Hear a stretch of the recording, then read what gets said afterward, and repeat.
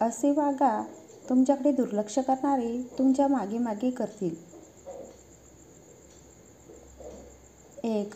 जर लोक तुम्हाला किंवा तुमचा एखादा मित्र किंवा नातेवाईक शेजारी तुम्हाला जाणून बुजून इग्नोर करत असतील, तुमच्याकडे लक्ष देत नसतील, तुम्हाला व्हॅल्यू देत नसतील, तुम्ही असण्याचा त्यांना काही फरक पडत नसेल, तर नेमकं कसं वागायचं?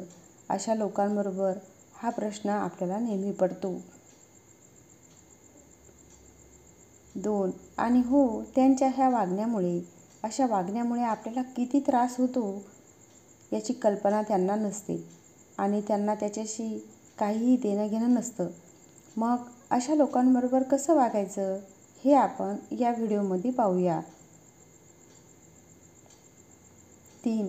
जर एखादी व्यक्ती तुम्हाला टाळत असेल, तुमची नजर चुकवत असेल आणि तरीही तुम्ही त्या व्यक्तीला भाव देत असाल किंवा तो व्यक्ती तुमच्याशी बोलत नसूनही तुम्ही त्या व्यक्तीला वारंवार माझ्याशी बोल म्हणून विनंती करत असाल, माझं काय चुकलं आहे का? मी तुझ्याशी काही वाईट वागलो आहे का?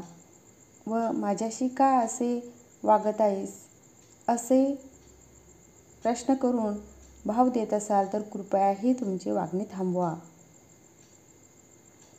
4. कारण त्या पुढच्या व्यक्तीला असे वाटेल की याला माझ्याशिवाय इथे कोणीच विचारत नाही, म्हणून तर तो सतत मला शरण येत आहे. 5. आणि मी त्याच्याशी कसेही वागलो तर तो माझ्याशी बोलणारच आणि जरी चुकी माझी असेल तरी तो स्वतःची चूक असल्यासारखे माझ्याशी नम्रपणे वागेल आणि ती व्यक्ती जास्त भाव खाईल, तुम्हाला व्हॅल्यूज देणार नाही. म्हणून एखाद्याला जास्त प्रमाणाच्या पेक्षा जास्त व्हॅल्यू देऊ नका. 6. जर समोरील व्यक्ती तुम्हाला इग्नोर करत असेल तर तुम्ही त्या व्यक्तीला इग्नोर करायला सुरुवात करा.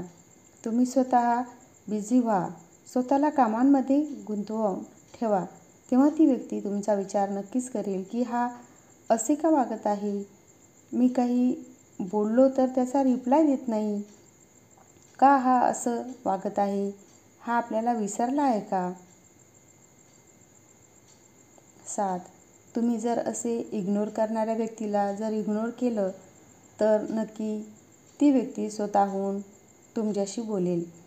एक लक्षात घ्या मित्रांनो, आपली किंमत आपण स्वतःच वाढवायची आहे.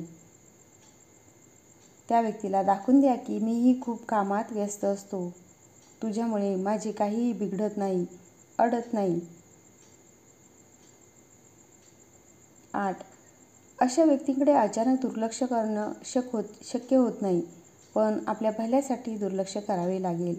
जर लोक तुम्हाला किंमत देत नसतील तर स्वतःमध्ये बदल हा घडवावाच लागेल आणि हा बदल तुमच्या नेहमी फायद्याचा असते.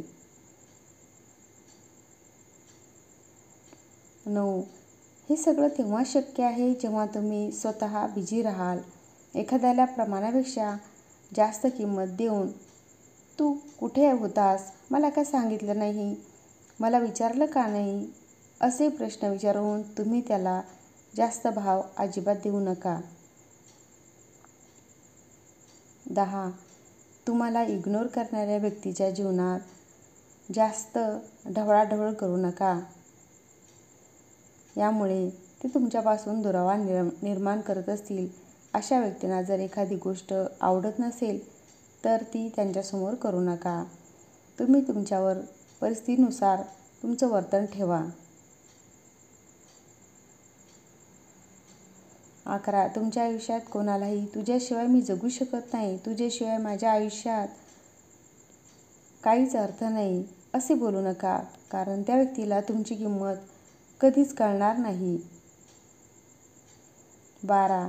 मित्रमैत्रिणींनो, विशेषतः स्वतःमध्ये बदल घडवा. आपण कुठे चुकतो? आपण काय केलं पाहिजे?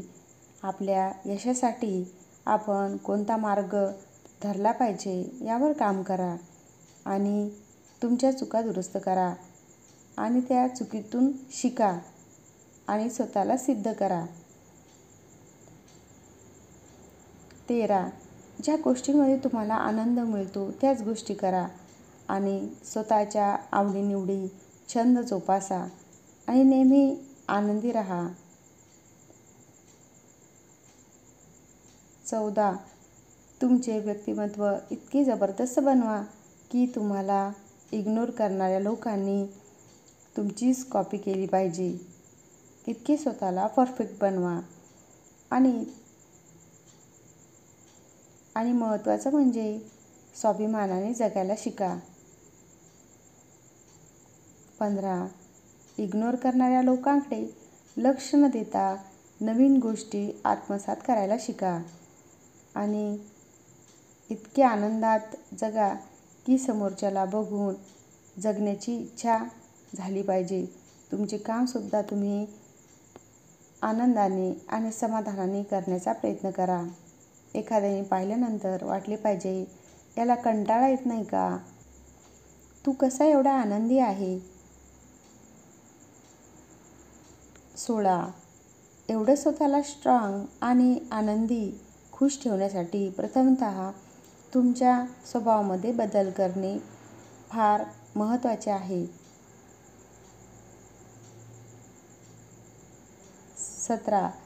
ज्यावेळेस तुमचे विचार आणि वर्तन बदलाल त्यावेळेस समोरची व्यक्ती आपोआप तुमच्याविषयी चांगला विचार करेल. 18. आणि इग्नोर करणाऱ्या व्यक्तीला तिची चूक नक्की कळेल आणि ती चूक दुरुस्त करण्याचा प्रयत्न करेल. आणि त्या व्यक्तीला तुमची गरज असेल तर तुमच्याबरोबरचे नाते टिकवण्याचा, दुरुस्त करण्याचा प्रयत्न करेल. त्या व्यक्तीला तुमची गरज असेल तर तुमच्याबरोबरचे नाते टिकवण्याचा प्रयत्न करेल.